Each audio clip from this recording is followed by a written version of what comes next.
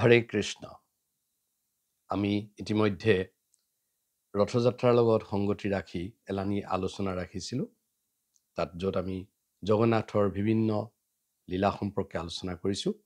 তো আজি এটা অতি মধুৰ লীলা, য'ত সকলোৰে অৱগত, তথাপি এই মধুৰ লীলাটোৰ সম্পৰ্কে ক'ব বিচাৰিছোঁ। এই লীলাটো হৈছিল জগন্নাথ আৰু তেওঁৰ প্ৰিয় এজন ভক্ত মাধৱ দাসৰ সৈতে। এবাৰ জগন্নাথৰ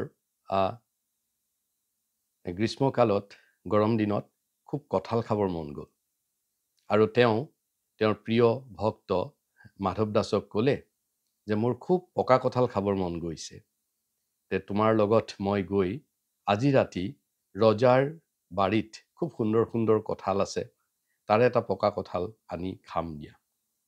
তা মাধৱ দাসে ক'লে, হে প্ৰভু, আপুনি আৰু ইমান কষ্ট কৰি কিয় এইবিলাক কৰিব লাগে? মই আপোনাক বজাৰৰ পৰা খুব সুন্দৰ সুন্দৰ কঁঠাল ওলাইছে, তাৰ পৰা আনি আপোনাক মই ভোগ নিবেদন কৰিম।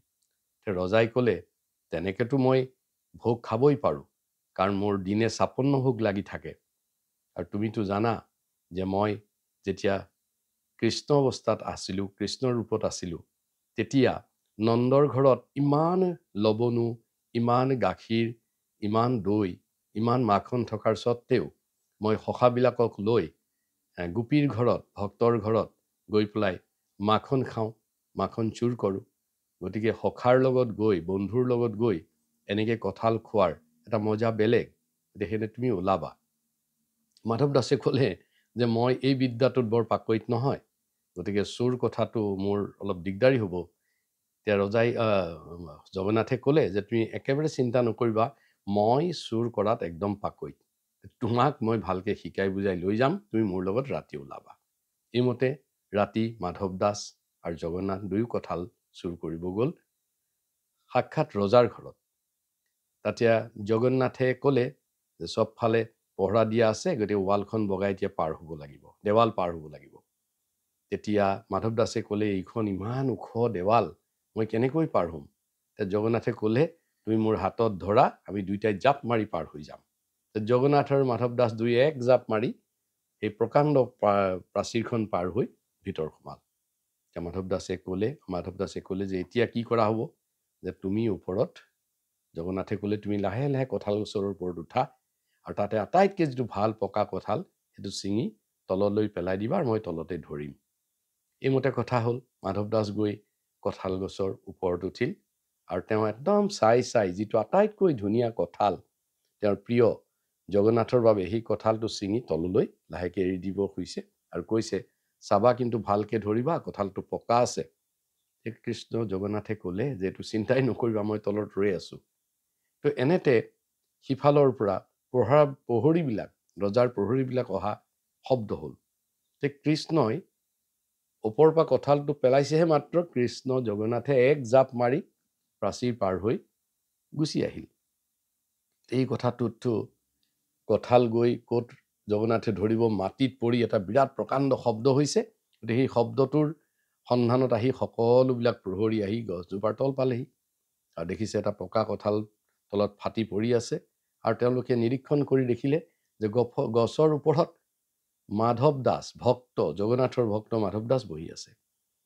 তেওঁলোকে মাধৱ দাসে পহৰা দেখি তেওঁৰ যথেষ্ট ভয় সংশয় হ'ল।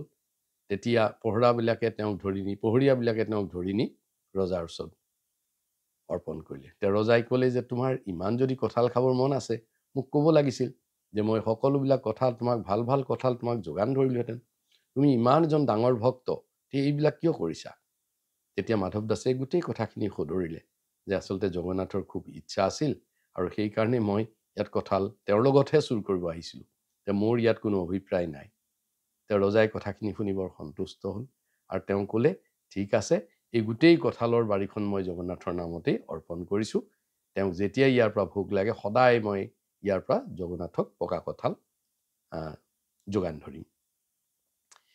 পাছদিনা যেতিয়া মাধৱ দাসে ৰাতিপুৱা গৈ মন্দিৰলৈ গৈছে, জগন্নাথে মাধৱ দাসক সুধিছে যে যোৱা ৰাতি তোমাৰ কেনে গ'ল?